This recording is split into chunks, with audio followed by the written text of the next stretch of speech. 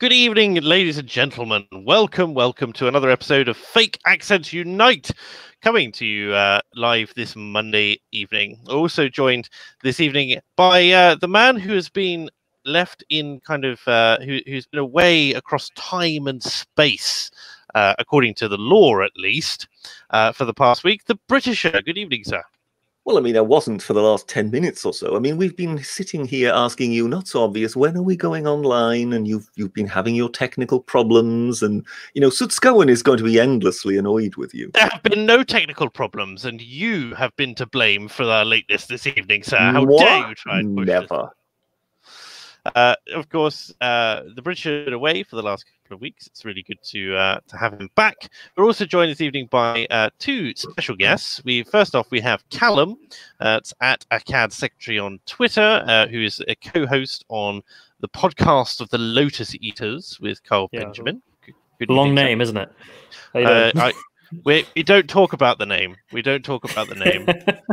I should send Carl a message actually telling him to just don't mention the fact that people don't like the name and just get on with it. It should be fine.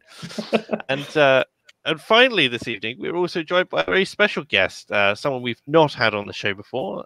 We're joined by, as you can see here, Natalia. Good evening. Good evening. Natalia joins us from Germany and is going to be taking us through some of the things going on the ground there. I can't imagine if there's anyone in the audience, Britisher, who might be... Has anybody decided to chain Hagnar to the radiator or something? Yeah, it's going to. We have a certain member of the audience who constantly comes on and asks us to talk about Germany. So it's going to be interesting to see what happens. I think he usually leads with the line "Germania delenda est."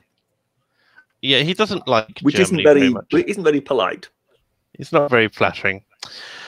Good evening to everyone in the chat. I can see some of our regulars. I got Teabag, who says, "I am Natalia." I don't think you are Teabag, but does Teabag have a channel by any chance? Teabag does have a channel, which is why he's just sent in a super chat saying, "Have you shilled my channel yet?"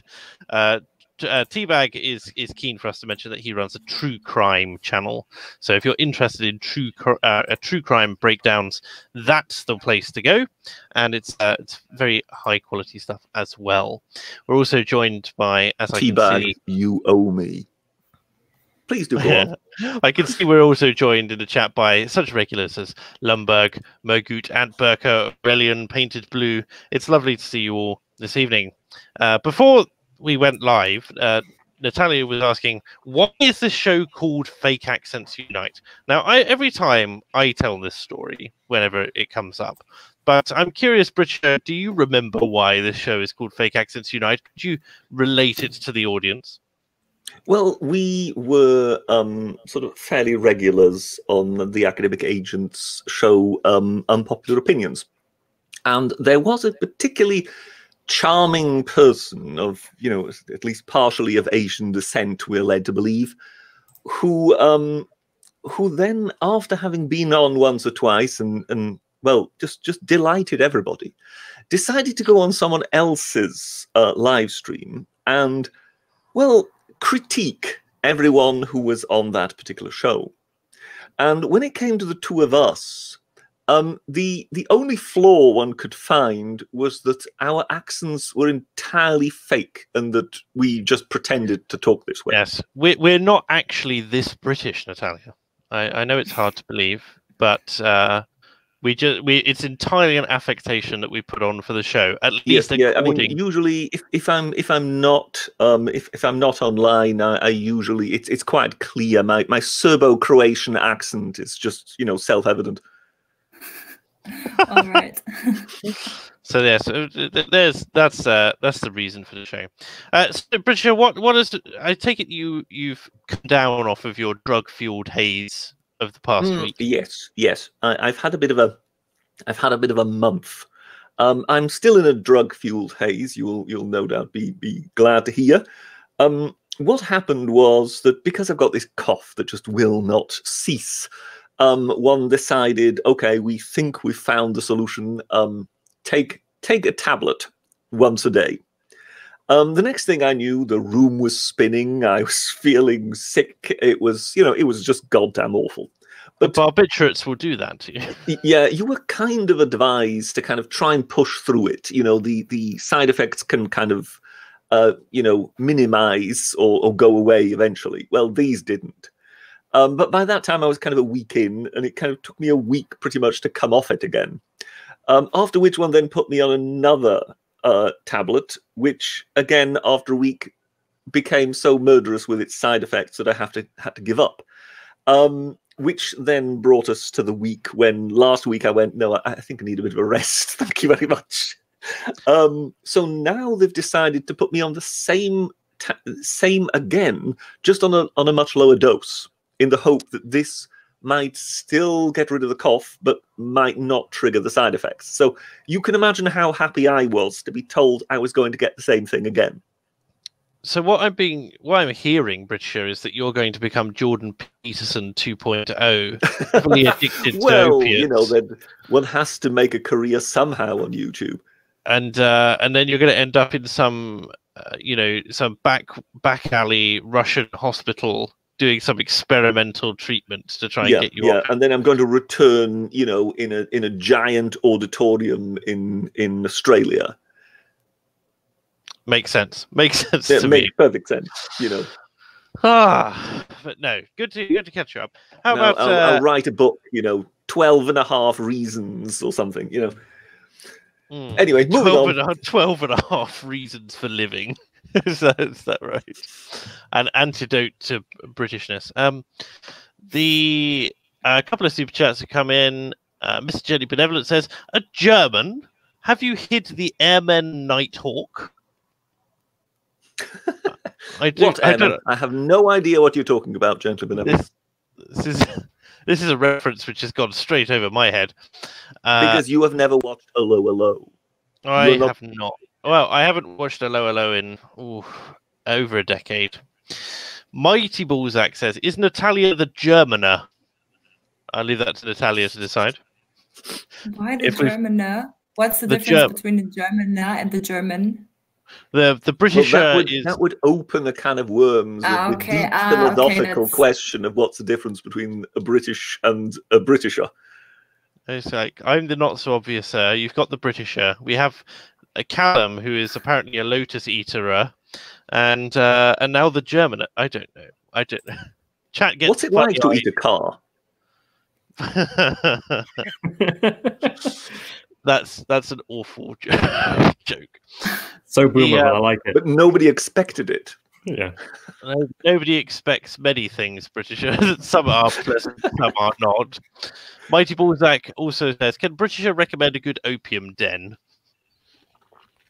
Oh, well, they would not be in our present time period, so I'm afraid they're not accessible to your good self. No, but you did set up a good number in China over the course of your history. Yes, but we don't talk about that. They're still angry. We don't talk about that. Speaking of the Lotus eater himself, Callum here, how I know, just immediately unmute. I've got to be paying attention. No, because otherwise you can hear my clicking. So how is the podcast of Lotus Eaters? How is Lotus Eaters in general going? And for those of you who have been living under a rock for the past couple of weeks, what is it? So Carl decided he needs to move on from the Sargon brand. So he always wanted to set up something, more of a media company than just a personality. So he set up the Lotus Eaters with the lotuseaters.com, which is meant to be the website. Not up at the moment, down for maintenance. And the YouTube channel has a videos channel, typical talking to the camera type, and a podcast channel where we talk about whatever's in the news. And we hope it's good. We hope people like it. People seem to be liking it so far, so it's going well for Carl. Yeah, the amount of moaning I see on Discord, and yet they're all still watching, believe it or not. So they'll get used to it. You can change the sign, but if you still got the same manager, you're going to end up with the same food. I mean, on that table, you can have the food, surely. Oh God, no! If behind the scenes hint, there's a little duster underneath the table that you can't see. And before we start, every single day, he smooths down and polishes the table. And if I leave Sorry, if I leave like a fingerprint mark, it'll kill me. Does he lean in nice and close to it and whisper, "My precious," as he polishes his little table? You know, I'm not there on the weekends, but that's what I imagine he does do when we're all not there. But imagine, yeah. You know, it's quite funny. John wanted me to come visit on I can't remember what day it was, firework night or something like that. He wanted me to come down to Swindon and we'd have a little party in the office before it opened. I don't know whether or not it was a good idea to turn that down or not, but that was interesting. The yes, I did have somewhere I was going with this, but it's completely lost my mind, past my mind. But anyway, yes, if you're interested in more Carl Benjamin content and you're interested in a kind of podcasty kind of thing, then the podcast of Lotus Eaters, you could do worse. That's all I'll say on the matter. And yeah, so that's really been a general catch up. So I suppose we best get into the news now. I want to start off with our rather more interesting story. Obviously, everything has been focused for the past week, on the past months, really, on the American election, the US election. And before that, if you remember, we were quite sick to death of talking about COVID-19, weren't we, Britisher? We were just about, yes. Just about every new thing. It was whatever daily briefing had brought in for the day. But it is important to remember that these things are influencing national policy. And it's also important to keep an eye on what's going on with our closest European neighbours. And Natalia and I got in contact because, as I understand it, you're very frustrated with what's going on in Germany at the moment. Yes, I am. Well, maybe I'll start with mentioning that I've attended a couple of protests in the last couple of weeks. And basically, I'm not happy with how data is being communicated with regards to COVID-19. And generally, I am not sure whether masks are really the way to go, as well as lockdowns. And the thing is, I think in this country, we need a discussion on precisely that. But where it's headed now is that everyone who is like kind of questioning the regulations of the government has now become assumed being a Nazi. And now there's only a discussion on whether you're a Nazi or not, and no discussion anymore on actually the regulations themselves, which makes me really sad, because I would not consider myself a Nazi, and now I have to kind of explain that to everyone when I'm actually only willing to talk about the regulations.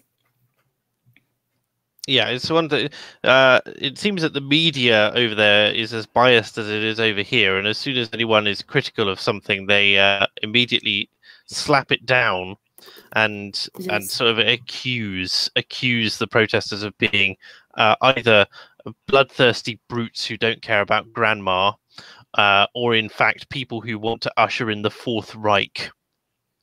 Yes, or conspiracy theorists and anything that goes together with this. Very disturbing. Have you heard anything else from the continent, Britisher? Have you been following along with anything going on across the water? Not too much, I must admit. One has been doing sort of the submarine impression again over the weekend, where one disappears for 2 days to create the week that was. So no, there isn't anything immediately on my radar that kind of jumps out at me. Until, of course, somebody mentions something that I suddenly go, oh, yes, I remember now. But no, at the moment, top of my head, no, sorry. So if you could explain for us, Natalia, what's going on with what's the current state? What measures are in place effectively, which are being undertaken in Germany at the moment, and something about this new law that's coming in. Yes, well, about the law, that's a bit difficult for me because I have no clue whatsoever when it comes to law, but I will try to explain later. And so generally we now are having a lockdown light, so-called. Shops are being closed apart from grocery shops, and restaurants are closed, but like everything that goes together with cultural life is being shut down. And well, you can further go to work, and it seems like the regulations regarding to wearing masks are kind of expanding. So I see more and more people wearing them in public places on fresh air, which really frustrates me, and like giving you a bad look if you don't. And well, there's just a call out for the vaccine. Like everyone just wants to get it. Like, I mean, according to the media, I don't, and many of my friends don't want it either. So, and last week there has been a new law passed, which maybe the Britisher might help me to translate it. It's called Drittes Bevölkerungsschutzgesetz. Third population protection law. Yes, für Infektionsschutz bei Pandemien mit nationaler Tragweite. Oh dear God. For protection against infection, what was the rest? Or not protection against infection, but pandemics. How do you say? With national extent. I think that's the way I would put it. Of national extent. Yeah. Yes. Yes. So there's been a lot of criticism against that law because it's weakening the parliament, actually, or it might. And I don't want to spread fake news here because I really have no clue when it comes to law. But I mean, if there's like professors for law criticizing it, I think there must be some point they have. And but yes, this law has been passed now anyway, and which was supposed to be to give those regulations we've had so far an actual juridical foundation, because they had not so far, and people could sue against those regulations, and I think now they cannot anymore. So as I understand it and what you were telling me before we came on, it's also to do with this guidance which is allowing police seemingly to enter whatever property they want on a whim, effectively. I think this is one potential implication of what's written in that law. So it says that now measurements can also extend to the private room, and it's not very precisely written there that the police could potentially enter your house, but that might be one implication, right? If it's written there like that. If it's vague, it will be used. This is something we've noted over here, where people, the police have said, right, well, instead of applying some common sense here, we're going to, for instance, attack people who are 4 miles from any other living soul walking their dog over the Yorkshire Dales and other, far away beauty spots. They've attacked people for driving more than 20 minutes from their houses in order to go for a walk away from other people, even though one presumes that being inside a vehicle is a sealed unit, and that they're not using public transport. And even if they are, they're getting away, and their net contact with others would be lower. So you would think that in terms of the spirit of the law, or the guidance which is being given out, this would be something to applaud rather than decry. So the fact that they, over here, they've used it to basically not prosecute, what's the word I'm thinking of? Persecute, yes. Persecute people who are doing what they think is going to be a safe activity whilst also avoiding the virus, and just overreach of powers, just an overreach of powers in ways which are slightly nonsensical, especially when it comes to things like the police ganging up on individual citizens that we've seen. They intimidate people, and they also don't exactly abide by the social distancing guidelines that they are supposedly enforcing as they go. I've seen that at the protests. As they go along. How have the protests been? I assume these are anti-lockdown protests, yes? Just to clarify for the audience. Yes, I've attended anti-lockdown protests, and so yesterday, for example, we had a protest which was rather called the silent protest, with no posters or speakers or whatsoever. There was only one poster, and it said, "We have to talk," and nothing but this. And so a couple of days ago, before that protest started, and when it was announced, Antifa made a flyer for the neighborhood where this protest was supposed to happen, and it says, "Shut down the right extremists' walk because we apparently try to victimize ourselves and compare us to the victims of the Nazi regime, basically, which we don't. I don't go there to pretend I'm a victim of Nazi oppression. I just want to people to have a discussion on the regulations and the proportion on whether those are needed or not. And well, that didn't happen. So Antifa had organized an anti-protest, and so they were shouting like super nice things like, can I use that language here? Like fuck you, shame on you, we will vex you all, and what else? I've taken notes. It's amazing how authoritarian they're getting just by you know. They said you should feel ashamed. They were showing middle fingers and just tell us to shut the fuck up when we were saying absolutely nothing. They also had some super interesting posters written with stuff like mandatory vaccinations are collective responsibility. Another one, those who march together with Nazis will not be tolerated. And another one, better 100 years of lockdown than together with you in the eternal Reich. Yes. Yeah. It's so frustrating. It's over the top is what it like. It's so like they're talking about trying to combat extremism. They are the extremism. Also, I'm wondering how blind can you be? Like in front of me there was a how can you say this politically correct? A black woman walking, and like who's she supposed to be? A Nazi of color? Then I have no clue who they were shouting at. But you know, they talk about they have this thing. I can't remember if it's been translated from German or not, but they were like, oh, you know, there's a saying which is, you know, if you have a dinner party with one Nazi and 19 other people, what do you have? And it's 20 Nazis or something like that. And yeah, we have a similar saying, like if there are Nazis at a protest, go home. I think it's kind of analog.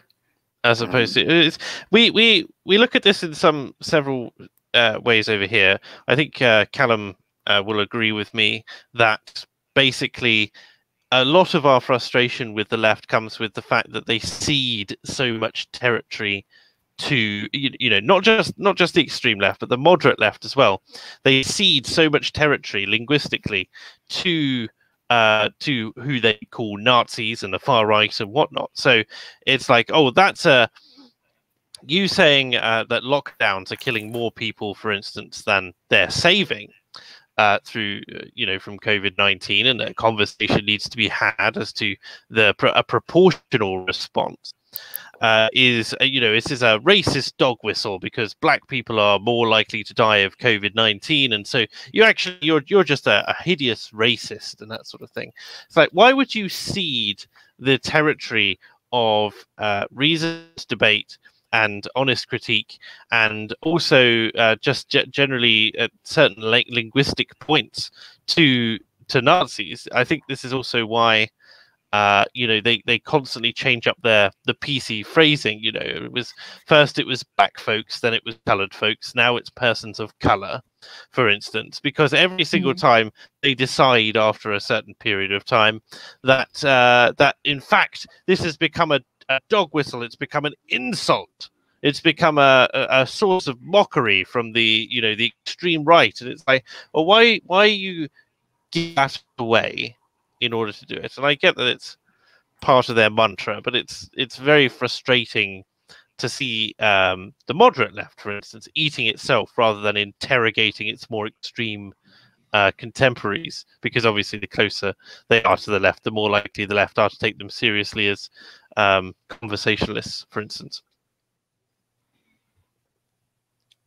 Have I stunned the panel into silence? A little bit, yeah. My apologies. All right. I'll go through a few different bits and pieces of super chat just to catch us up, and then we'll crack on with the rest of it. Mr. Gently Benevolent says, "What is Natalia's opinion on floors, as in the things you walk on?" This is a bit of a meme on the channel. The question is, I don't know the meme. The question is, do floors exist? Oh my god. Is that? Am I supposed to answer this question now? There is no right answer. You just need to answer the question. Although the chat will maintain there is a right answer and fall onto opposite sides, but whether or not flaws actually exist, there is. Yeah. Do flaws exist, Natalia? I would simply say yes, they do. Flaws exist according to the Germania. There you go. It has been revealed for the rest of the world. No, we had an architecture stream where we were talking about whether or not floors existed, whether or not stairs or steps existed as well. So it's like, are they stairs or are they steps? And if so, what's the difference? And so it's like, no, you take steps upstairs, but you don't. Anyway, linguistic games going on there. So you don't go down the steps. Is basically the idea with that one. And floors don't exist according to some. So there we go. Natalia is correct. Germany is the floor. Is what some people are saying. Oh dear. Good grief. Right. There is a right answer. So we got that. George says, I quite like Callum's new podcast, but he should really totally bin that fat bloke with the beard. Comments, Callum? On your boss? How is he fat? He's lost so much bloody weight. He's lost a lot of weight. I think he's just trying to be insulting, my dude. I love how that's the bit you take issue with, as opposed to just get rid of him. Just get rid of the Sargon.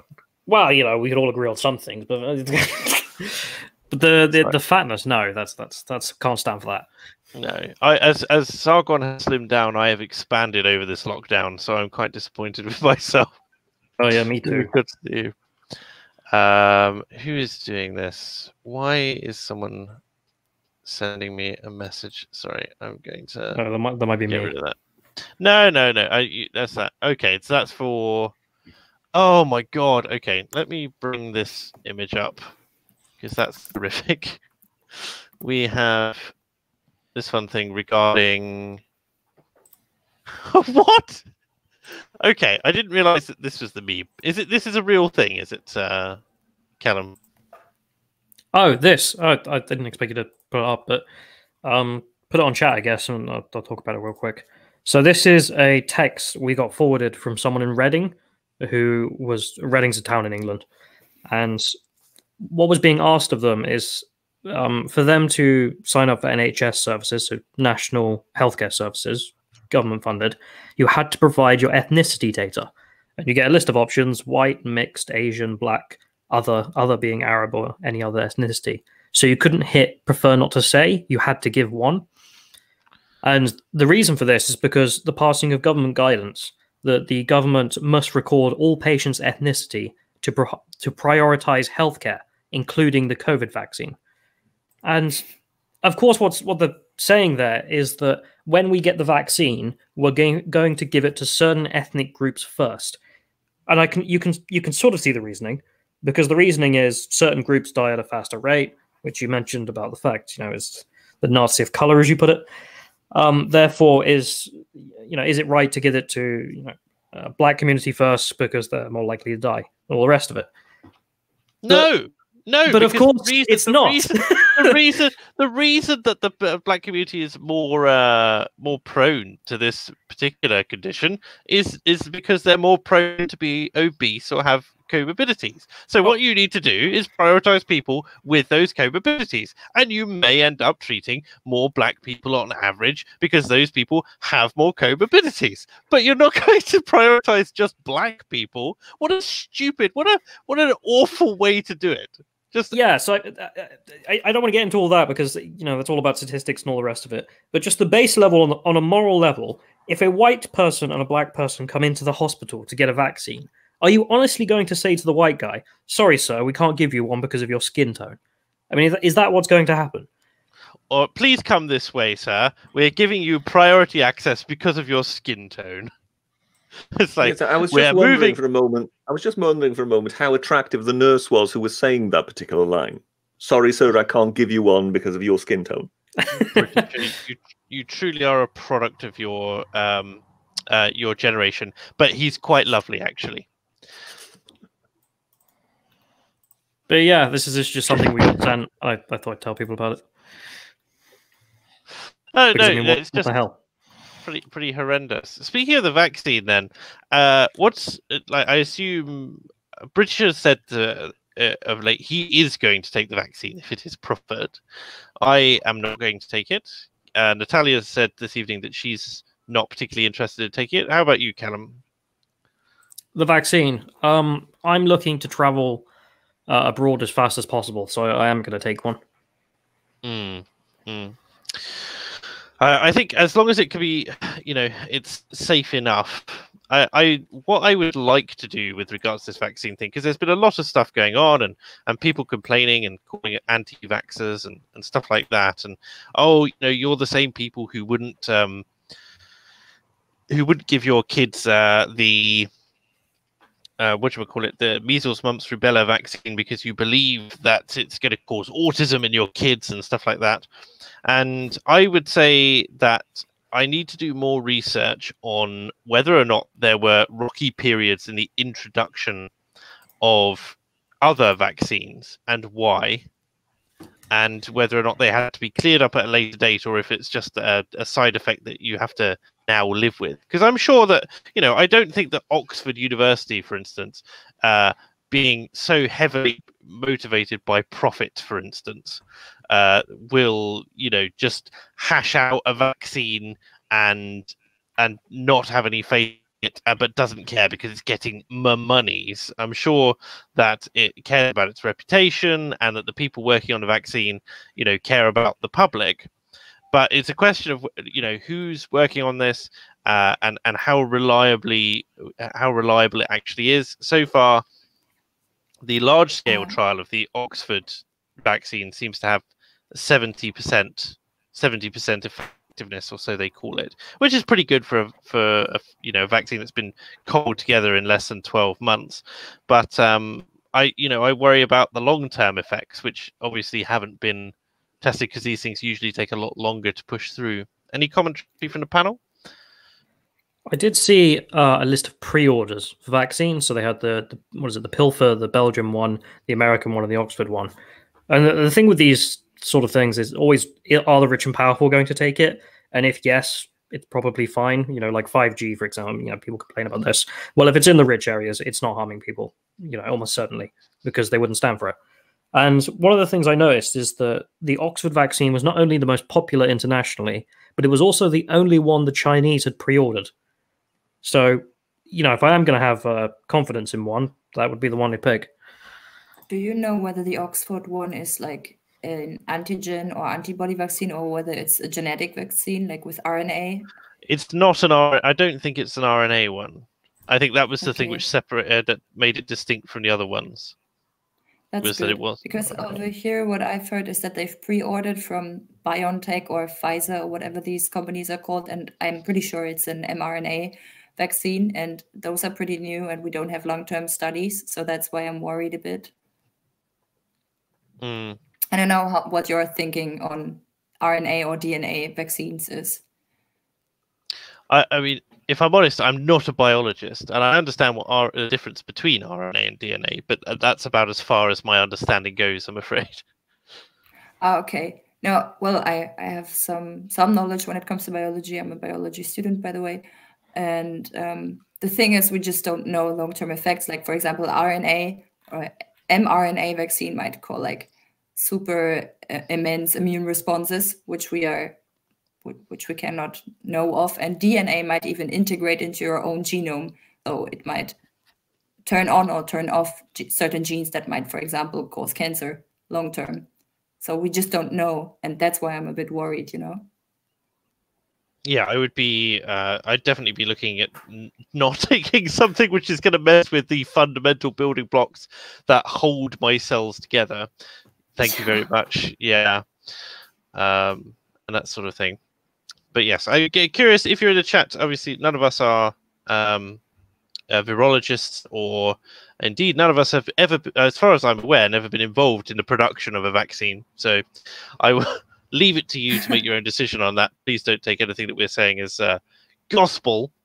But yeah, so Scowen says, "You know the deal, and so do I. You are late by seconds 128. we'll add that to the previous 2,432,465 seconds that you were at last week. I spent time refreshing. As for last week, I spent time refreshing, waiting to see when the time passed switched, and you were 39 seconds late there, which I've also added. All I can say is Subscowen was rather late with that particular complaint, wasn't he? He really was. I mean, it came in 26 minutes ago, but that's still, it's a good 6 minutes late himself. Man, you have the most dedicated fan base I have ever seen. It's some very select members of the audience. Subscowen's been with us since almost the very beginning, really. And yes, he keeps an accurate tally of how long we've been late over the past 3 years, including times where we've taken a week off, and then of course we get 2 weeks worth of seconds added, which is why the number is so grossly enormous.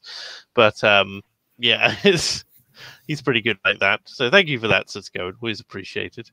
And he always puts in a nice little ditty with the message as well. So there you go. George says, oh no, we've already had George's message. Reconquista UK says, is there a PO box address for the Lotus Eaters? I would send some beeswax polish for the desk. Not that it looks bad, but for the morale of those around it. There isn't at the moment. There will be. So we'll let everyone know when that's up.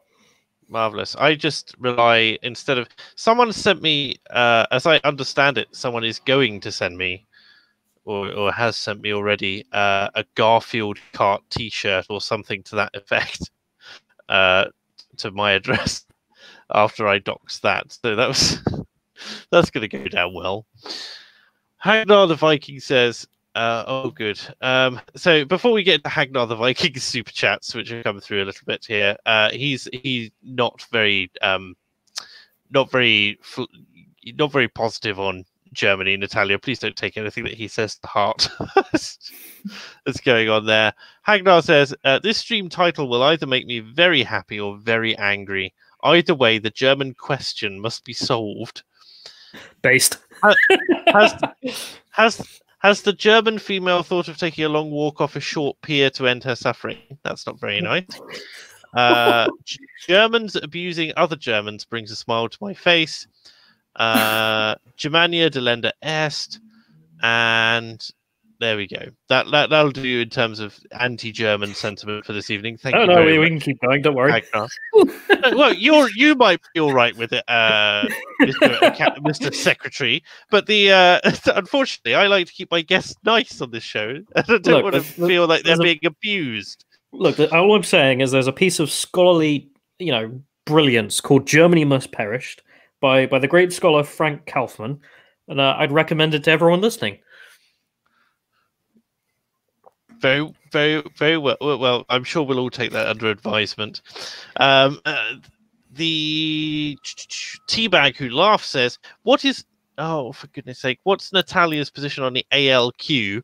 The correct answer to this, Natalia, is I don't know what that is. I don't want to know what it is, and thank you for asking. Yeah, same here. I don't know what it is. There we go. Now, and he also says, now sup wink. He's trying to grind up his subscribers. Stop shilling, Teabag. People will know. Anaquin Cringe Walker says, what is the Greek pronunciation of Lotus Eaters? I think Lotus is just Lotos, isn't it? Callum? God knows, man. I'm not the, what do you call it? Grecaboo? Carl's the Grecaboo. Yes, I don't know about eaters, but I know Lotus is Lotos. Lotos, so it can't be anything too far from that, unfortunately. Mr. Gently Benevolent is also sending in. You're getting asked all the meme questions this evening, Natalia. I hope that you feel that you've managed to convey your opinion on the German protests and so on as well. And most of the audience is listening, I'm sure. Mr. Gently Benevolent says, what does Natalia feel is an acceptable number of biscuits to have in a single sitting? I have no answer for this. I'm so sorry. You have no answer. Let me put it this way. It depends on the biscuits. It depends on the biscuit. That's a lot of context, which is usually missing from this conversation. But the correct answer, really, let's say here's a hypothetical situation. You've sat down You're having a nice cup of tea or coffee, whatever your particular choice is. One would say tea because we're British. And Okay. you're going to have a couple of biscuits with this. Do you eat the third biscuit? Yes, I would. Absolutely immoral. Absolutely immoral, I'm afraid. That's the Depends on the incorrect biscuit, doesn't answer. it? No. The third biscuit is simply immoral just by dint of being the third biscuit. Also, I don't know the reference here. Also, would Natalia ever put a thong on a pig? That's deep This is lore. what I don't understand. I would say no to These that seem answer. to all be rather academic agent heavy references, don't they? Yeah, goodness me, my poor guests who don't frequent the academic agent stream, quite confused at this point. The chat at the moment is going, what's the correct cake to coffee ratio? One biscuit is a tragedy, a million biscuits is a statistic. Well, what's your take on the taps debate? Not so obvious. Taps debate? You don't know about this? What is the taps debate? Right, okay, so I don't know how it is in Germany, but in England you usually have 2 taps, one hot, one cold. Is that preferable, or is the modern version where you have just one and you sort of swivel it and you get hot and cold out of the same tap? Which one of those is preferable?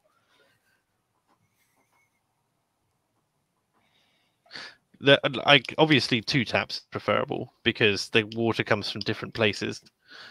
And I don't want the water that's been sitting near the boiler. But you know it's fine though, right? Yes. You just instinctively hate the idea of having hot water come from the same tap as the cold. Yes, I don't like this idea at all. I don't like that. No. What about you, Natalia? Which tap do you favor? No idea again. This stream is completely degenerated. That's all I can say on there. Sorry. It's like we started off talking about serious issues, COVID-19, the state of Germany at this point, and we're now on, is it more moral to have 2 taps or 1 in your sink? Well, that's a bit of a strange position to take now by you, isn't it? Given that just before you were coming down hard saying that it was absolutely immoral to have a third biscuit. That's because and now suddenly you are kind of poo-pooing the general idea of the morality of taps. Britisher, just because you consume dozens of Bath Olivers on the daily doesn't mean that the rest of us... Doesn't everyone? No, a good hard water biscuit is all you have. There we go. Moving on. Could I ask a question about COVID in Germany to Natalia? Yeah. No. Yes, go. Sorry, Natalia. So I got sent a message from a guy in the AfD who was partaking in one of these protests in Berlin.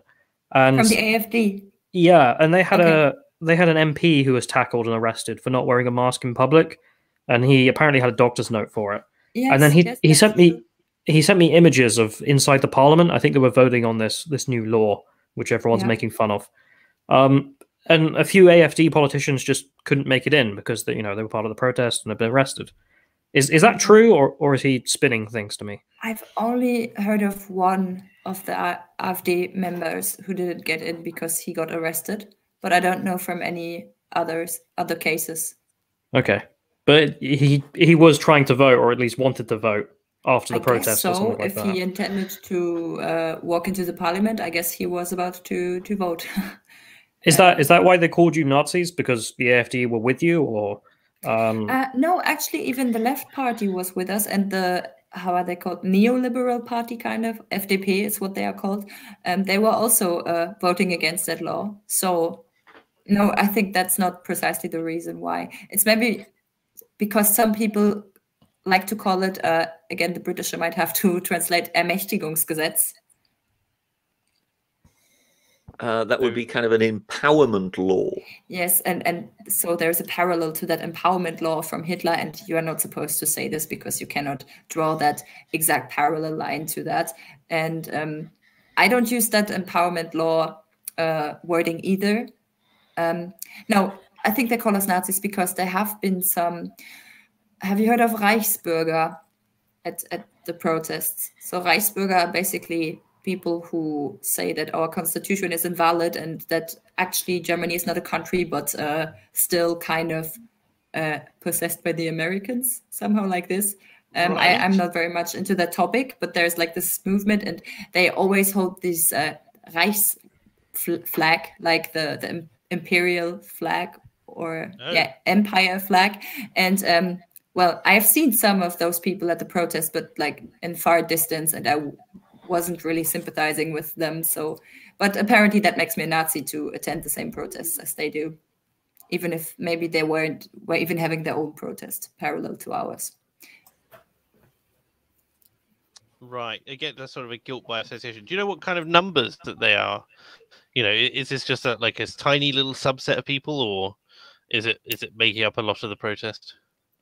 I would say it's a tiny subset, and some of them go there without the flag and without obviously showing their body of mind with regards to this, but because they only go there against the lockdown. So you don't actually know who of the people attending these protests silently is a Reichsbürger, but I think in that context it doesn't matter as long as he's not putting up his stupid flag and just protesting against the lockdown, you know. Do you know to what degree these sorts of things are, or would you say that they are, I would say, Germany specific as opposed to the European Union? Because obviously I know that the German government is quite close with the European Union, naturally.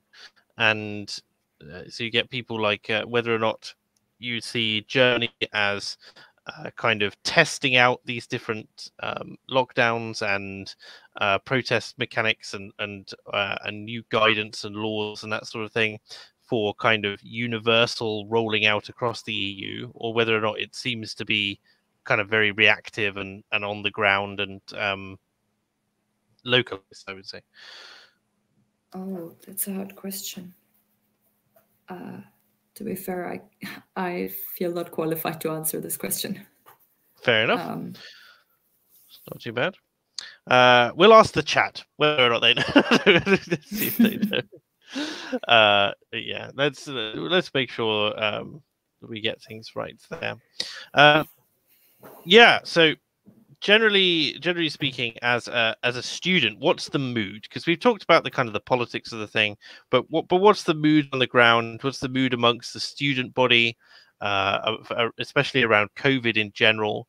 Is it dismissive? Is it concerned? Is it proactive? What's going on? So when I think of my friends, I would say I'm the only one who is like very critical of the lockdown regulations, and all the others are rather critical of people like me, which is pretty much of a struggle for me, to be honest. And I would say students are rather obeying the rules, and because obeying the rules means you are showing solidarity with the weak, and I think that's kind of their priority, and not actually, well, questioning things the media says. So do you think it's do you feel that as kind of someone who's more right leaning, I suppose, that you don't feel comfortable speaking out about that? You don't feel comfortable talking about the issues with your effectively colleagues at this point? Yeah, well, first of all, I would like to just state that I could not consider myself further right-leaning. I feel politically pretty homeless, to be honest. So I don't have a strong position when it comes to left or right. But you're fitting well with the question. Okay, cool. When it comes to my friends, it just makes me feel uncomfortable talking about my criticism against lockdown, because you can so easily be categorized as far right or conspiracy theorist or someone who is just putting danger on society. And I don't feel like I am actually a person like this, but I can easily be associated with it, and that's what it makes difficult for me to talk to my friends about this, to some at least. Some others are pretty much tolerant, but Okay. I would say none of them share my opinion. Righto. Shall we move on from this rather bleak topic? I think we'll move on for now. How's as I understand it, Callum, you've brought with you a topic for the day. What's on your mind? So we did an episode today about whether or not France has gone too far, and this is obviously in response to the terrorist attacks. So I just said, like, let's move on from this bleak topic onto has France gone too far? Well, you know, the answer usually is always yes. I mean, French Revolution, Napoleon, all the rest of it. But with these terrorist attacks, I'm conflicted on a few of the things they've done, but some of the things they're doing definitely seem wrong. So I don't know if I'll send you. Can I send you links to put on screen? Yeah, of course you can. People know what's going Send on. it to me via Discord or whatever. Yeah. So here's just 3 different links. Just put them up here at your leisure, I guess. Anyway, so they've had 3 terrorist attacks, you know, multiple beheadings, people being stabbed. They've had 9 terrorist attacks this year in total. It's been rough for France. I mean, it's not been a good decade for them. So, you know, this year's particularly hard. Yeah. So their response to this is to promote French values and by force. So one of the first things they've passed into law is that if you seek medical attention and refuse to be treated by someone of the opposite gender or sex, you can face up to 5 years in prison and a €75,000 fine. This is obviously because, you know, it's the question about Muslim men not wanting to shake hands with women. So Muslim man goes into the doctor's ward, doesn't want to be treated by a woman because she's an inferior. Well, the French are saying, right, if you do that, we'll send you to prison because you're not integrating. Bit weird, because let's say you're a woman who needs a gynecologist and you don't want a male gynecologist, you want a female one. Well, you're looking at jail time at the moment unless they alter this. So that's one thing that's a bit worrying, but can sort of get it. Yeah, it's the broader nature. I get that they want to target Islamic extremism, especially the kind of casual everyday sexism and intolerance that is prevalent within the specifically extremist communities, right? And also, there's another thing, which is to say whether or not it just shouldn't be allowed to be your preference anyway, right? You know, it might be any reason. It might be that that this particular person, you've had really bad, you've been traumatized or something like that. You're an abuse survivor. You don't want to be treated by a man or a woman or whatever, or it's a sensitive issue or whatever it happens to be, that you would feel more comfortable speaking to someone. So there's issues around mental health, there's issues around trauma.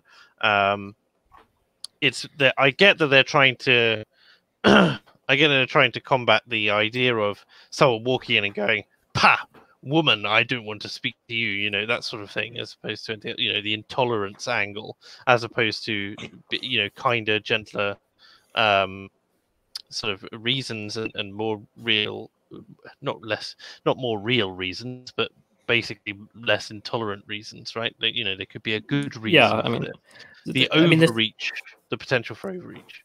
The issue here does exist. I mean, like someone said, it's actually more about Muslim men being objected that their women are being treated by men. But, you know, there are plenty of videos about neighborhoods and things where women don't feel safe because you walk down elementary like shit, or, you know, just go to any Muslim country, to be honest. My girlfriend's had plenty of experience with this. Anyway, that's just one thing. We've got to move through this quickly because some of the other stuff is more interesting. So he then gave an interview, the Interior Minister, who proposed this, in which he said that he was shocked to see halal and kosher food aisles in supermarkets, which he said contributed to separatism in France. That didn't go down too well. I don't think I'd say it I don't think I'd say that what is it he said? He said it kosher and halal food aisles contribute to separatism within the country. I don't know if it contributes to separatism, because basically what we've seen is that all of the big food companies, and in fact certainly every wholesale food company, has just capitulated, and it's actually very, very difficult to get hold of anything which isn't halal or kosher food anyway, because Yep, most secular people don't care so much. I went into a Subway in London. They literally had no non-halal food. All of the meat was halal. Yes. So there's a big issue over here. One of the big things that I would like, just unstunned slaughter should be banned flat out. That's just one of my positions. It's more humane, and the only people who would be hard and fast at observing this particular practice in the modern age are people we don't really want in the country, because they're fundamentalists, and fundamentalists come with a whole raft of issues, right? So but to say that it contributes to separatism is different. So I think that's a mistake, because it doesn't, because, as you say, the secular people don't really care that much, unless they're deliberately being, they've got a particular axe to grind. And the humanitarian kind of the animal rights aspect of it isn't exactly a big talking point in Parliament, right? So I don't see. I mean, UKIP promote the idea that you should ban non-stun slaughter. That was it. Not banning halal like these guys are. No, it's not about. It's not about that. So it's just an added bonus, as I see it. Is that? But this, Gerald Batten and UKIP are like, oh, steady on, mate. Being a bit radical here. The Muslim Council of Britain said that if halal slaughter was banned in the UK, for instance, then fundamentalist fundamentalist Muslims would leave the country. And I struggle to see a downside, because the people that they're talking about are Islamists, not Muslims, and I think there is a distinction to be made there. It would leave. You can't do this, or the terrorists will leave. Yeah, it would. Well, it's not even it's not even about the terrorists, because the terrorists are an even smaller subset. But it's about people who are permissive, who are of these particular ideals. They're people who support Sharia law and an escalationism, even if they commit no act of that are criminal themselves. They are supporting a counterculture, which is very damaging, and we can see the results of this kind of globally. So it's one of those things where I would expect the pushback there to be on the nature of his statement, rather than the truth of the fact that. But that's just one of the things. The thing you've got on screen is much worse. So he said, foreign parents who complain about their children being shown insensitive cartoons will get deported. So if you complain about them showing Charlie Hebdo cartoons to your kid, bye-bye, you're going back to Algeria. What do you think of that? This is one of those weird moments where you actually end up aligning with Ash Sakar, who is a politician in this country, Natalia. Not a politician, I hesitate to call her a newscaster, but basically, I believe in free speech, and I think that people have the right to complain.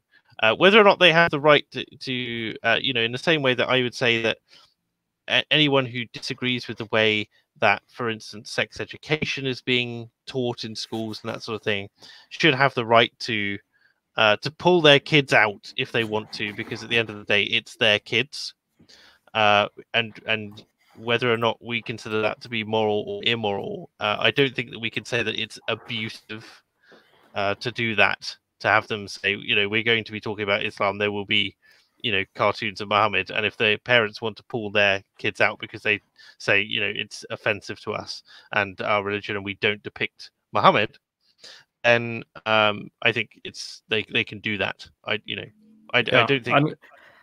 One of the problems with this is he's specifically speaking of foreigners. So earlier when I was reading this, I thought, how objectionable, they're just complaining about the treatment. But if it's just foreigners, it's not French citizens, I can see the argument where it's like, look, do we want to import people who find this so blasphemous that they're going to cause a fuss about it? Well, it's up to the French government or the French people to decide if they want to import that. Exactly. It's up to the French government what they make the requirements of their citizenship. But at the end of the day, you must apply standards equally across the board, and so you can't just say, we're going to deport you for something which we wouldn't send, a regular French citizen prison for, right? That seems extreme. You're making this a crime. I don't know. I mean, do foreigners have the same rights as citizens?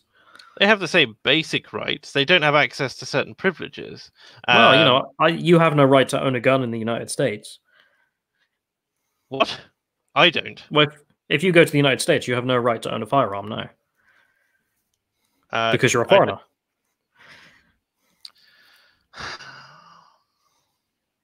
Any commentary from the rest of the panel, out of curiosity, whilst I mull this over? I'm not saying this is necessarily right, by the way. No, I know. But it's an interesting question. Any commentary from anyone else? Okay, I'll mention the next one because this one's tepid compared to the next few. So then Macron came out. So his interior minister had been doing all this. And then Macron came out with something even more shocking, saying that the imams of the country must back this Republican values charter. Okay, whatever, fine. Right. So the statement was that this charter will have two principles, and it will be the rejection of political Islam and the rejection of any foreign interference. Okay, sounds reasonable. What are they? So the first one, restrictions on homeschooling and harsher punishments for those who intimidate public officials on religious grounds. So if you want to homeschool your kids, it's going to be much harder now because we don't want you teaching him Islamist nonsense. And if you go to public officials and complain about the cartoons, well, you get a punishment. Ergo, foreigners being deported. The trouble, like just looking at this first restriction, right? It won't get it around. It won't get around it because they'll send the kids to school, and then they'll come home and they'll say, "What did you learn at school today?" And then they'll make their own quote unquote corrections.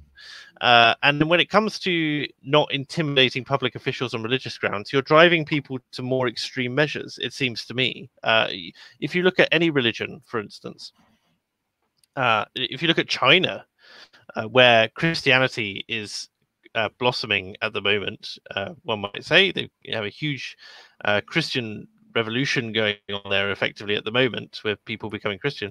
And one of the things which is kind of which is marked as the reason for this is because they were persecuted. They were told that they couldn't meet in these different areas, and they had to have a picture of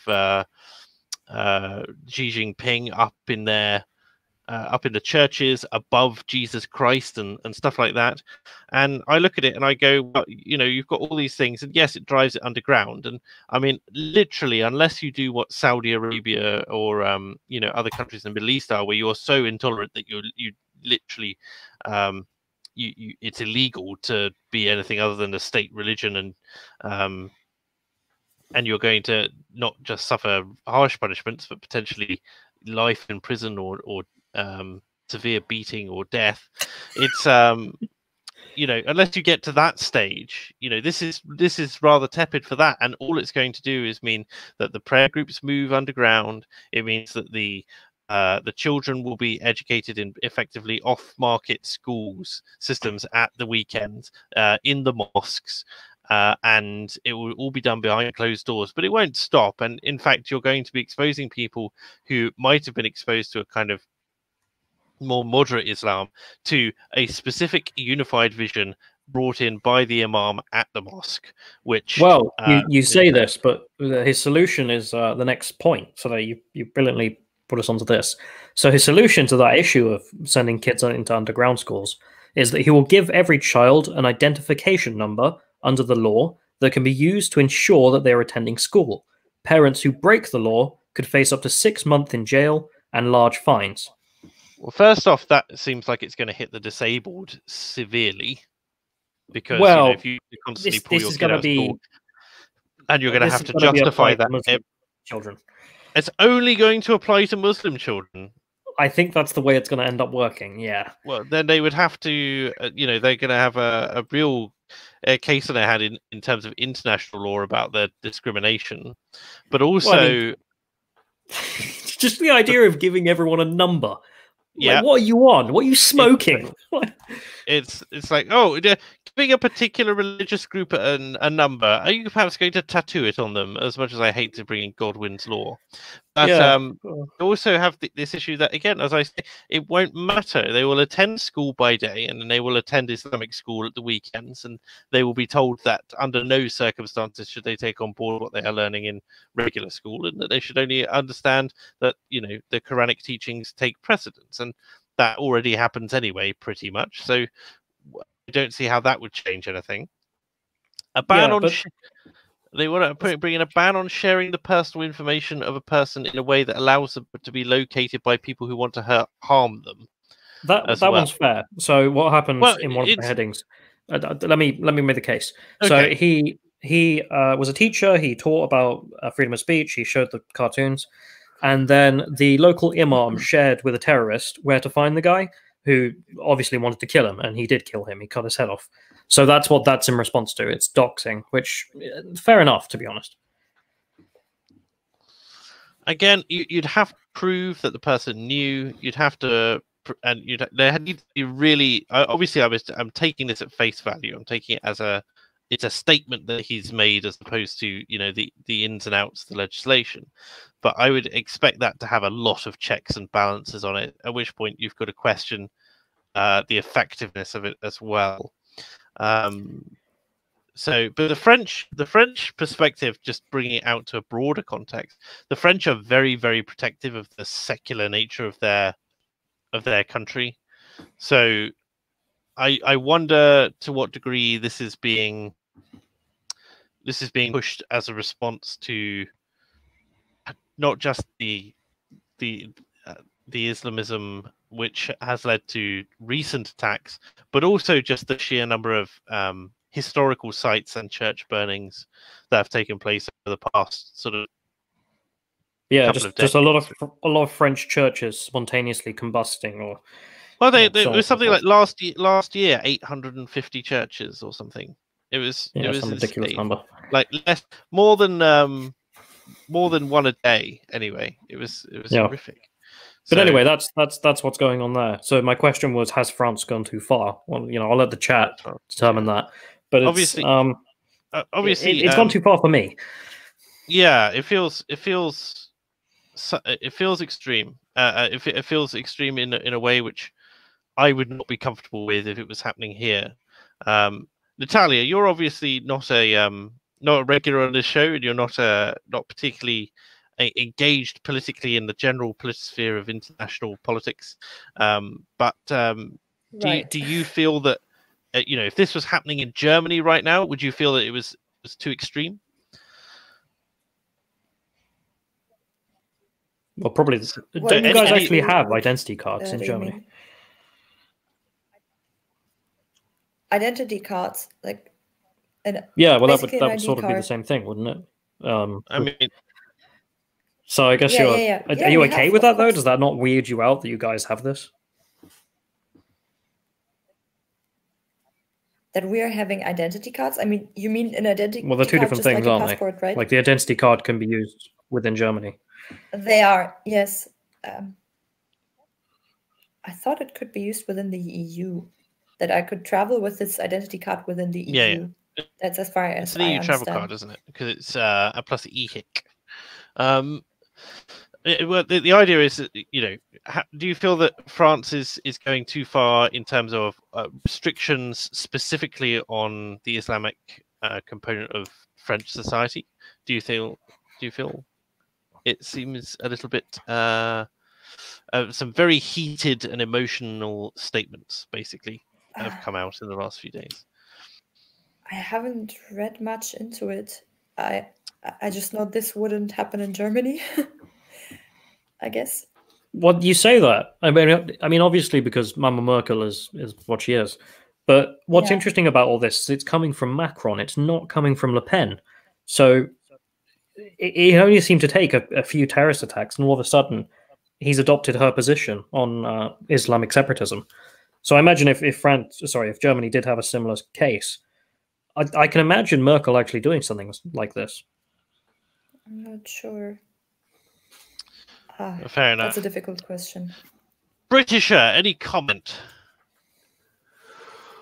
Well, I think it's a difficult one because it's easy to say it goes too far, and on the face of it, you sort of say, oh well, without context, you would feel each one of these things goes too far.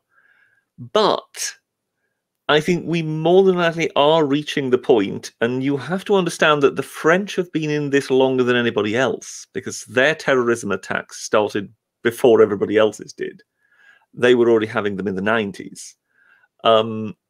I think it's they've pretty much reached the point where they feel something needs to happen. The idea that you can simply just manage the situation it is more than likely no longer tenable in France, and I think that's why Macron is realizing he needs to do something here, or else public opinion will swing towards Le Pen. So I don't think these things come naturally to someone like Macron, but I think he realizes that the public mood is going somewhere, and I think what is happening. And I think this is more than likely happening in many places at the same time. I would say, including Britain, that the population is kind of coming to the sort of conclusion that the management of the situation, what I mean is just, keep an eye on these people. I mean, how many is it? Is it something like 3,000 people here in Britain who are permanently under surveillance? That's the capacity. I think what they need is 18,000 or something like that. Well, I think they say they've got something like 3,000 under permanent surveillance, and then there's another up to 20,000 who are on a list but aren't under permanent surveillance. Yeah, they don't have the resources. But what I mean is that is the kind of the day-to-day management of the situation. But you can manage the situation on the premise that sooner or later the problem is going to resolve itself. But I think what one is realizing is that this problem isn't resolving itself, and that it requires some kind of proactive steps from the powers that be in order to try to somehow come to grips with it, so that we can return to a permanent situation where we no longer have this. I mean, I'm assuming you three have pretty much grown up in a world in which this is pretty much normal. This has always been around in as far as you three can more than likely think back. As far as I'm concerned, I mean, I'm 50. This is not normal. And I think that is what France is in a way beginning to search for. So one has to kind of accept that they're kind of tapping around in the dark. One is trying to find the solution. Consider yourself kind of tapping around completely in the dark or in the middle of the fog, and your hands are out front and you're kind of trying to feel your way. Chances are most steps you're going to take are going to be the wrong ones.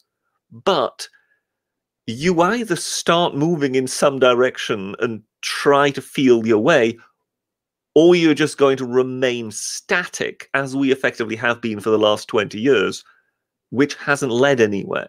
So I am willing, effectively, to extend the French some rope as they try to find a way through this. Because I could well imagine eventually something more sensible is going to crystallize out of all of this, if you know what I mean. Whereas at the moment, it just sounds like wild ideas being flung out there. I still maintain, I, in a way, again, I feel like the way that this is being handled is a way which will, it's too far in the sense that it will inflame tensions between everybody, right? I don't see this as a de-escalation thing. I see this as something which is going to cause more issues, because I don't think it's going to solve the problem of extreme radicalization. They're way beyond that point now in terms of the structures which have clearly been set up in their community to allow such things to happen, and nationwide at that. I do think that and also because of the way it's being phrased in both the media and politically, I think that this is something which is going to provide ammunition for his critics and muddy the waters, and it will come down to something which is, you just hate brown people and Islam, which I don't think is the case. I think they're desperate. What I think is actually going to happen is what actually should have happened is, as I maintained, and I hate to, be sounding the same noises over and over again, is if they banned halal slaughter, they would go a long way to do it, and they can make the secular case for it. This is the thing. It's they can make the secular case for it on something other than just, not to say that cultural protection isn't something which I'm sure is a valid form to stand on, but I think that there's very little that can be done. It's very easy to defend, is what I'm saying politically. It's very easy to defend the decision to ban ritual slaughter or unstunned slaughter, however you want to define it. I don't even need to bring religion into this. Will this not affect Muslim people? It will be levied at them, and they will have to say, that the welfare of animals comes above the preference of, of religious groups, which is something which France I could see very well doing with its secular state. Does that make sense? It makes sense in a way, but the problem I think France has, and I think most other countries have in that regard, is that if you do something about halal, you'll invariably also start doing, find yourself in a corner where you have to do something about kosher. Yeah, and well, kosher, all kosher is, as far as I'm aware, and do feel free to correct me, is that the blood has to be drained from the corpse once it's dead. They don't eat any meat with blood in it. That's what kosher means. I'm not sure. I think you're looking at fairly similar slaughter techniques, I believe. Yeah, the slaughter is almost exactly the same, actually. Let me have a look. I did a video on this once, but I mean, can't talk about that. Let's see. But I think you're right, Britisher. I mean, one of the points you said, where you said it's going to crystallize around something more sensible. I mean, I'm just some guy, but I'm slowly coming to the conclusion there are certain countries that we should just not interact with because of this exact problem, and the main one being Pakistan, in my view. So the chap who stabbed 2 people outside of Charlie Hebdo, the first attack that set off this string of events, he came to France as a child from Pakistan and then turned 18, so he had to get asylum, and he knew he wasn't going to get it, so he went out and stabbed people. But the AP sent reporters to his village in Pakistan to ask them what they thought of it, and by the time they got there, the security services had already spoken to his family and told them they were not to speak to any Western journalists because they'd been out championing their son, how wonderful it was that he'd gone out and stabbed 2 blasphemers. And this would make Pakistan look bad to the Westerners, so they couldn't speak to them. So they then went off and they spoke to the neighbors and they spoke to people all around the town. Everyone was in the agreement, which was, if we were there, we would have done the same thing. We're very proud of the boy. He's done a great thing religiously.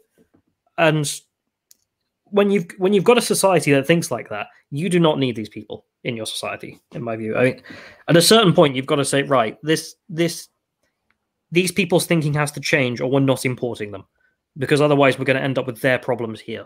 And that's exactly what's happening with France and the UK. Yes, it also, I think what you've got is those countries themselves and the links that the people have back to those countries, in a way, prevent those people, in a way, coming to terms with the country they're in. So they will have they'll have constant contact back to the old-fashioned homeland. Their family will be married into members from the old-fashioned homeland. It's very difficult for them to, in a way, I'm constantly saying in a way, it's difficult for them to break away and therefore, in a way, become sort of part of a sort of European Muslim community, if you know what I mean. Yeah, they're everlastingly being dragged back to what it is like over there. And one thing we simply have to come to terms with is the fact that, yes, those countries are more than likely, when it comes to societal development, several hundred years behind us. Well, one of the things which doesn't help which Romania, of all places, managed to clock onto, is that comes to rules for living in a country which they find themselves in, Muslims look to their muftis, right? And each country or region has a grand mufti, and the grand mufti is someone who has come across from the other from another country, and basically is the voice of Islam in that for the Islamic population. I know Saudi does it, for instance, with the Sunnis, and Romania basically said when the Islamists wanted to build a mosque, they said, first off, you can only have a mosque if you'll put an Orthodox Romanian Orthodox church in Saudi Arabia, and they obviously weren't having that. So they said, well, you don't get your mosque. And then secondly, they said, if you're going to have a Grand Mufti, they have to have been raised here so they understand the issues on the ground. And so they weren't allowed to appoint a Grand Mufti. They basically had to build up, a network. They had to. The Muslims there had to grow up in the country, and then they found that they had a softer view, as soft as the Romanians are. They had a softer view towards Romania because they weren't, a foreign mufti living in a strange land providing Islamist doctrine to effectively convert the land in the same way. Does that make sense? That makes perfect sense. Yes. Yeah. The British. I just wanted to say how you hit the nail on the head again there, where you said the connection to the old country, because that guy in that case with the Charlie Hebdo, he made a video before he went out and did the killing, and he was referencing the fact that he'd been watching Tariki Labiki Pakistan videos. So this is a far right party in Pakistan who are far right in the sense that they're basically ISIS, but a political party. And you've got to ask, why is this 18-year-old watching Pakistani political party videos? He's been in France for 3 years. Why is he not looking to French political parties or any interest there? And it's because he's got that tie with the home country. He wants, mentally he's still there. He's not European. Yeah. No, it's one of those things I sort of notice, with Muslims I've known over the years, that they may in fact be quite westernized. But then their sort of greater family kind of constantly ties them back in. And then we all know that in these communities, it's more sort of arranged marriage or whatever. And you then get one of these people that you've kind of known who is fairly well assimilated. And the next thing, he's kind of walking down the street with a wife whose face you can't see. And you're just going, I wonder how much of a say he had in this matter. But that's the phenomenon that I describe, that you can see, no sooner does one of them in a way become more westernized, he's kind of roped back in by the larger family, of which a very large extent will be residing in Pakistan or Bangladesh. And yes, it's very, very difficult for these communities to assimilate whilst they've got such strong ties to their homelands. And of course, when you then also have the religious teachers being imported from those very places, it makes it nigh on impossible. So when certain sort of leaders here in Europe are talking, I mean, Macron, I think, has also done this recently, talking of their hope to see a development of something like a European version of Islam, that can never happen as long as these people are constantly being pulled back by those very countries. I mean, there's a very interesting point. I don't know if you would Kraut, the guy who makes videos, German. Oh, Kraut and Tea, yes. Yeah, I'm familiar, yes. He made a great series of videos about Turkey and its history. And one of the interesting points is when they changed into the secular republic and changed that alphabet and all the rest of it, they no longer had this tie to the Arab world. So as the Arab world became more jihadist and Islamist, the Islamist movements in Turkey were completely different. They were far more spiritual than those in the Arab world.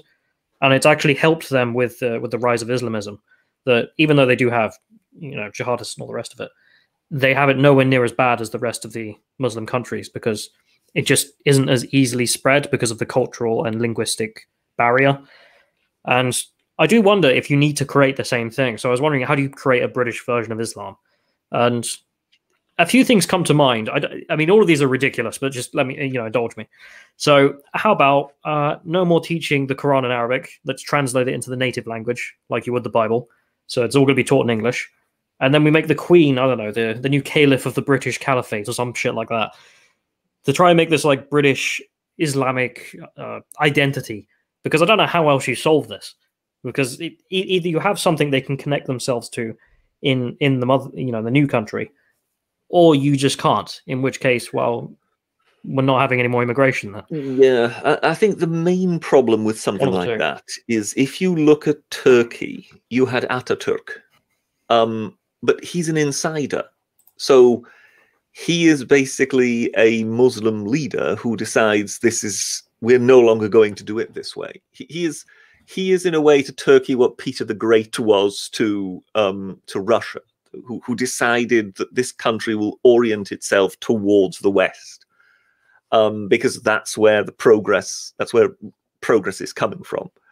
But that meant that it was in a way one of their own. The problem with trying to create a sort of British Islam or a French Islam or whatever, if you're the French president or the British prime minister, is you're a complete outsider. And therefore, with Turkey, yes, it's an imposition, but it's an imposition from within the very culture. Yep. Whereas in Britain, in France, or whichever, in Germany, if it's an imposition from said government, it's then seen as an imposition by the infidels, if you know what I mean. Yeah. And that's why I think it wouldn't work. I know. I mean, I'm having a bit of fun with that, but no, I fully understand. That's why we're all kind of desperately looking, which way could this thing go, and that's why, to a certain extent, I'm willing to kind of extend some understanding to the French when they're doing this at the moment. Because I feel, we more than likely have to try to seek some permanent solutions, which take us out of this problem. Because we've been there now for over 20 years, and it's showing no sign of, abating. Like, at least the French are trying something. Like, yes, did you see what we're trying at the moment? So the law commission came out and said that Islamophobic cartoons should become a crime. I mean, we weren't even attacked, and we surrendered. What the hell? So yeah, I mean, maybe you're right. I mean, maybe we should give them some leeway. Well, we'll see if it works. It's the question. Does it decrease radicalization? Do their number of terrorist attacks go down? I think in a way that's a bit of an unfair way of looking at it, because with France being the only country doing something like that, it's quite obvious that France is going to make itself the chief target. Is what I mean. So any nutter in the world at the moment will then kind of decide to target France, whether it's a French embassy in their country or one maybe has to applaud the French for at least trying. So basically, we're expecting there to be a heating up moment between France Islamic world, and then it's a test of whether or not we stand with our European brethren or capitulate. Well, we've chosen capitulation so far, so yeah. So far, I didn't say I was optimistic. The ideas from the Law Commission, are quite horrifying, because they're going down exactly the same route that Hamza Youssef is in Scotland. Which, as he keeps on pointing out in all his examples, is always in order to protect the Jews, which nobody believes. Yeah, we all believe it's rather regarding his minority rather than somebody else's. But yes, here in England now, with the Law Commission, they're even going one further, where in the same thing, they're also stipulating that it should be permissible to enforce the law in the privacy of your own home. But at the same time, they are then also adding the inflammatory cartoon, which again we all know what there is only one group that has a problem with cartoons, and it's only one type of cartoon. So one is kind of couching it in this, in this wonderfully legalistic language, but we all know what we're really talking about. And it's very difficult to see it any other way other than the way Callum puts it, as just abject surrender. I mean, this is why I'm at the point where I'm saying, okay, the French can try their integration by force, but an easier solution for me just seems, right, okay, this isn't working. We're going to have no immigration with states like Pakistan or Saudi or something like this. Even educated, no, not worth the hassle, thank you. I mean, the government isn't likely to do this, but I want to get off the topic because we. Yeah, I mean, my position round about the time of the Manchester bombing changed to the point where I just said, look, we cannot continue importing. We can't really have immigration from Muslim countries when we have to consider that a certain percentage are potential terrorists. And until one can resolve that, why would one continue to make the problem worse? So I see it entirely as self-defense in that regard, and it just as much can sort of protects Muslims in this country, because they're just as likely to be in a train in the tube in London when one of these madmen blows one of these bombs up. So the idea that it's entirely discriminatory is, I think, not a true one. That when we know that we have problems, not necessarily always first-generation immigrants. I mean, those chaps who blew up the bombs in the tube, that was second or third generation, wasn't it? So we know that we can kind of import these problems, and then they might not be immediate. And therefore, to my mind, the idea that we continue to have any sort of large-scale immigration from those countries, it just seems madness. Yeah. Anyway, let's move on. Okay. Let's finish that off now. I'm just going to run through the super chats which have come in the meantime. We do have a question for you here, Natalia, as well. Hagnar Viking says, in terms of the COVID vaccine we were talking about some time ago, POCs are test dummies for the meds. Why do you guys care? If they start, I'm not reading the rest of that.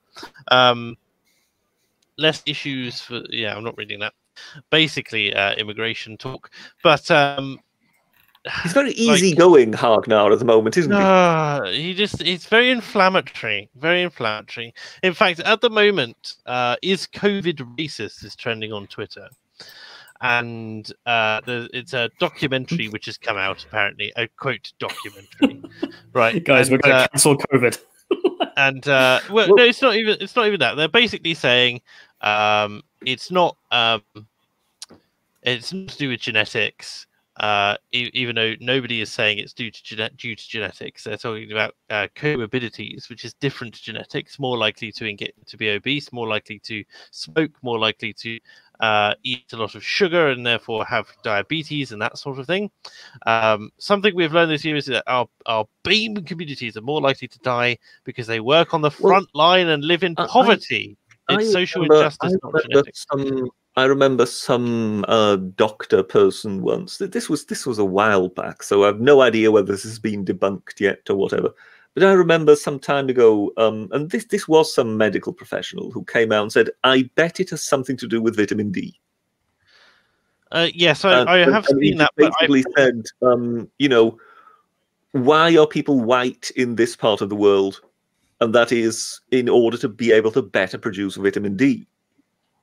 So basically, black people, also people from the Indian subcontinent, people with very much darker skin color, have got much greater problems producing vitamin D.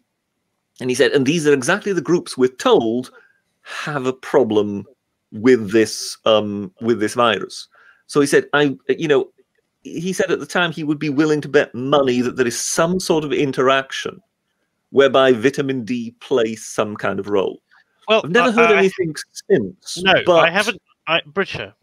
Yep. I haven't heard anything since. But it's important to note, as I say, they keep talking about, oh yeah, it's not genetics, it's social injustice, right? That was the point of the that's the point of the documentary. And you go and you look at it and you go, the social injustice is not being done to black people; it is being done to working class people.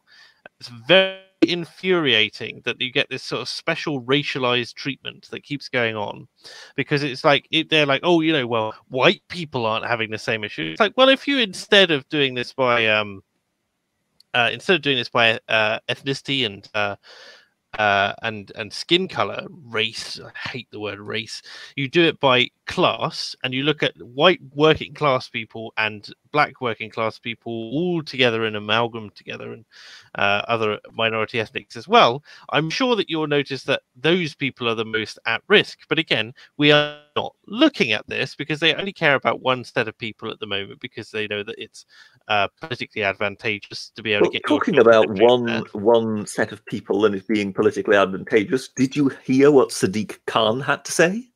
No, go on. Well, London is now a minority white city. Yeah. So therefore, it is majority BAME, even though we're not supposed to say that anymore. Whatever. Yeah. And therefore, he insists, because of that, and because these people have paid a much higher price during the virus crisis, that therefore London should be prioritized for the vaccine. Funny that. I don't get but my point is that everyone's gone into lockdown, apart from people like delivery drivers, apart from people who work in warehouses, apart from people who have to work on building sites and stuff like that. All of the people who are on the front line. Not to mention the people who are like they're mentioning the front line because the only time they ever mention frontline workers is really the NHS, and we know that the black and minority ethnic people make up a minority of the people in line with their proportion in society of people in the NHS, despite the fact that, according to all of the propaganda over here, you would think that they made up 50 to 90% of it. And basically the frontline workers there are also at risk, and they're bringing that in and saying, that disproportionately affects black people. Well, it's not true. It's flat out not true. The fact that the reason that they're doing it is not that. It is not a social injustice to be poor. It is not a social injustice to come to another country and start, on the bottom rung of the ladder because you have no network and no connections and that sort of thing. It is not a social injustice to have access to food, which to choose your diet and to make it in a particular way either. So the whole narrative of it, is completely rowing me up the wrong way, and I hate it. I hate it. But apparently it's trending on Twitter, so there's the reason why I hate it. So there we go. I want to move on because I want to bring us to a close relatively quickly. So I'm just going to carry on. Reconquista UK says, given the Machiavellian proclivities of the racial activists, okay, give persons of color the first few million doses. Colonists should do something worthwhile. I don't understand. Okay, give POCs a few million doses. Colonists should do something worthwhile. I don't understand what you're saying there, Reconquista, but feel free to highlight it in chat if it's unclear. Let me see. Hagnar says, are Austrians, do Austrians equal Germans? I suppose that's a question for Natalia. Do you have any affiliation with Austrians? Do the Germans feel any affiliation with Austrians? Well, basically, they're just two different countries, and I have to say, I think they use a different language. The dialect is just a different language for me. I don't want to insult any Austrians, but it's simply not German.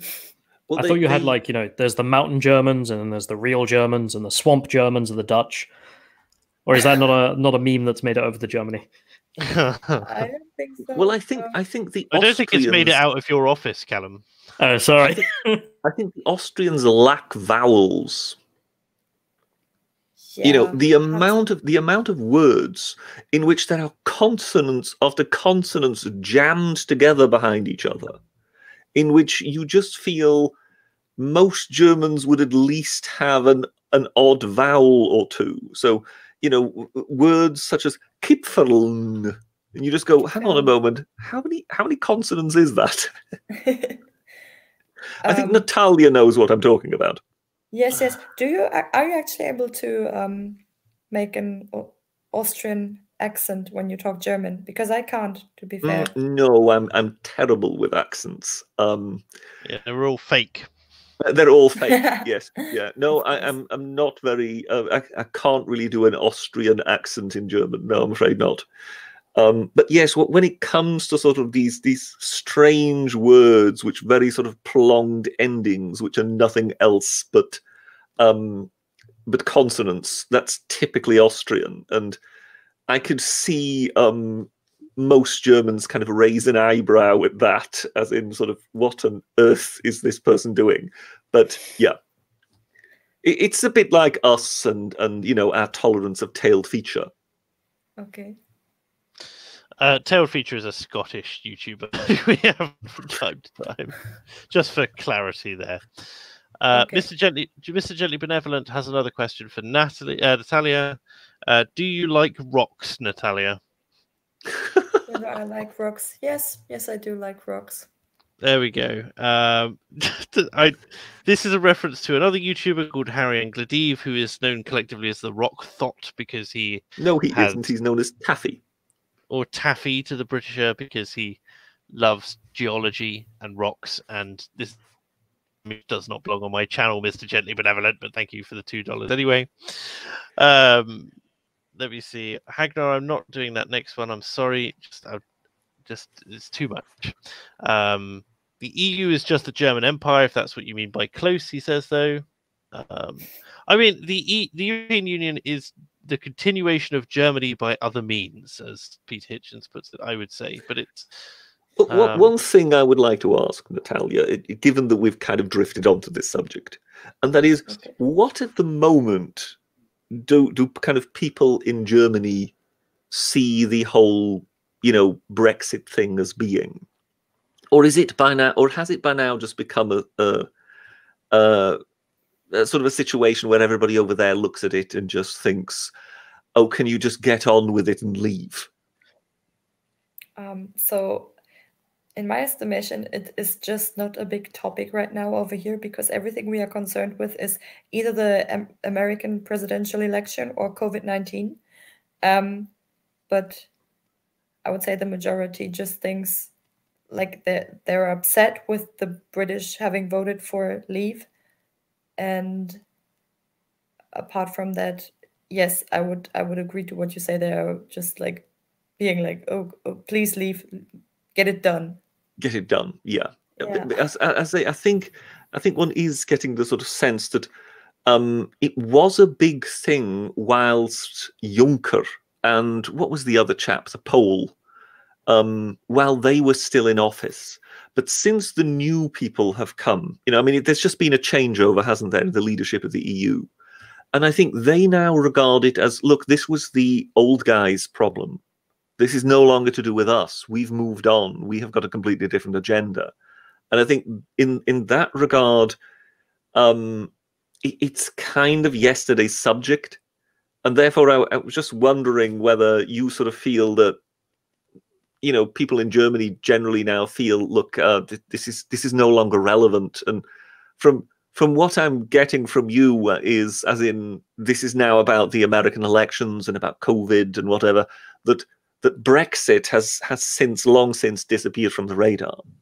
Yes, it has. Yeah. Yep, that was my intervention. Please, by all means, not so obvious. Carry on. So there we are. Hagnar says, Chad Latin roots of France are overpowering the Celtic simp. Referring to our own issues over here. And that sort of thing. Hagnar raises a relevant point. Why ban how people treat property they own? With that logic, the most humane way to deal with slaughter is going vegan. I don't think that it's.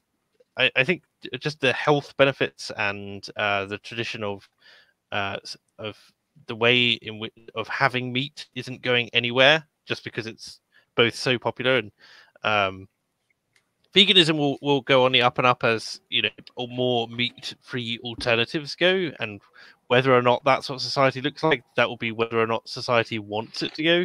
I think that we have a responsibility as people who look after animals that we take care of for slaughter to treat them in a humane way and to kill them as painlessly and as quickly as possible when we are going to kill them. And so there's an argument to be made in that way. Whether or not that leads to us all becoming vegans or vegetarians or whatever, I just don't see it happening because of the large scale of it. But I think that making sure the practice is as slick and pain-free as possible is probably the best. So that's that. Inedible Red, in response to, I presume, us asking the question, has France gone too far, simply says no. So thank you for that. Radhanis the Bold says, they may do any religious activity re slaughter provided it's within the law. Better, I think, to end religious exemption from the pre-stunning law that already exists. I don't mind how it's done, just as long as everyone's abiding by the same rules. That Indian dude says the majority of Pakistani migrants come from the Baltistan region of Pakistan. They are constantly a source of mockery within Pakistan because of their regressive views. Pakistan itself seems to have a huge number of issues and seems to be a very regressive place in general. So if it's the most regressive place in a regressive place, that's obviously concerning. But yes, the English loyalist said, do you think more Muslims will be coming over to the UK with what Macron is doing? I worry about the UK right now, especially the Anglican faith that will decrease while Islam seems to replace it. I wouldn't, as long as the points-based system that Priti Patel has brought in works, I don't think we need to worry too much about just an instant migration to the UK. I think they're more likely to move elsewhere in the EU because it's just easier. Not that I wish, regressive Muslims on the rest of our European cousins. It's just that I think that's what will happen. That's there. And finally, Jesus Fried Christ, in a more light-hearted tone, says, this has been an invasion by #Rock Gang emote ×3. Thank you for that, Jesus Fried Christ. And Mr. Gently Benevolent also chiming in at the end here, saying, in the interest of fairness, a question not for Natalia, though she may also answer. Sargon's minions' opinion on the justified strike on Alderaan. I think that's addressed to you, Callum. Was Alderaan justified, Callum? Oh, sorry, I had you muted because I was listening to something. Was Alderaan justified? Yeah. I was in this another AA meme where it's like, well, it's some percentage of the galaxy, therefore it's okay. It was like just 0.0009% of the galaxy, and therefore if you had destroyed that in order to maintain order, wouldn't you? Was Alderaan justified, Callum? Oh, that's a tough one. Probably not. No. Because okay, it might be some small percentage, but if you're killing 10 million people who didn't do nothing, well, plus he didn't need to destroy Alderaan. I'm pretty sure the reasoning for destroying it was just because, well, there are some rebels on there, so get rid of it. What can you send? He was making a statement to Princess Leia, and it was test firing the weapon, and he needed a soft target, and so he said, "You, Princess of Alderaan, you've doomed your people basically by doing this. You set an example of it." I know, but couldn't you just point it at some planet that's not occupied and then point it at Alderaan, and they'd be like, "Look, if you don't cooperate, this is next," or I don't know, just send the Imperial Army in and show brute force that way. I mean, did you really have to blow up a whole planet?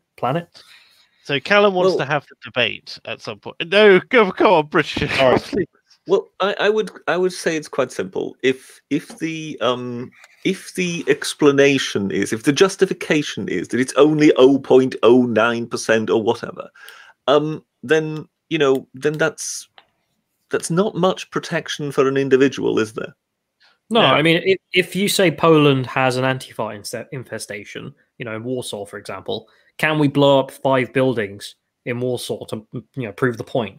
It's like we've killed 4 families that have done nothing and just happen to be living there. Well, it's not proportionate. No. It would Well, be. you know- It would be.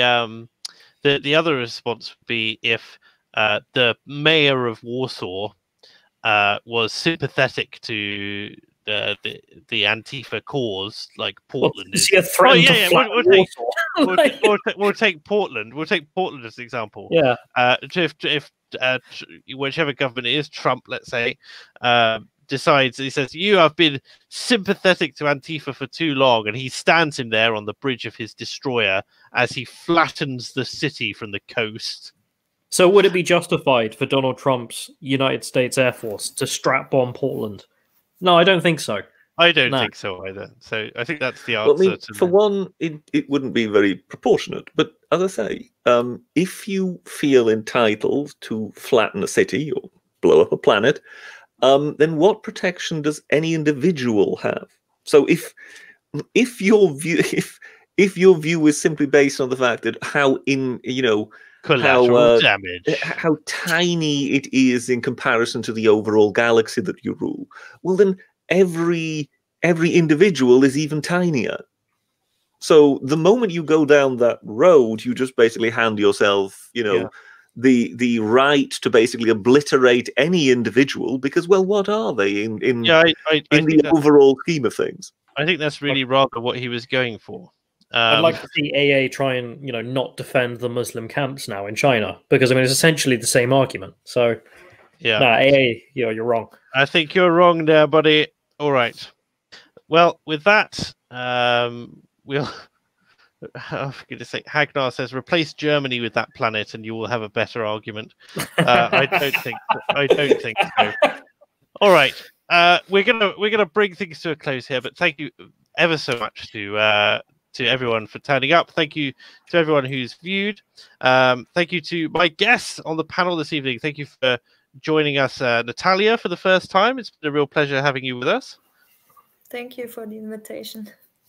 Thank you to Callum for taking time out of his busy schedule to stand by. Thanks, man.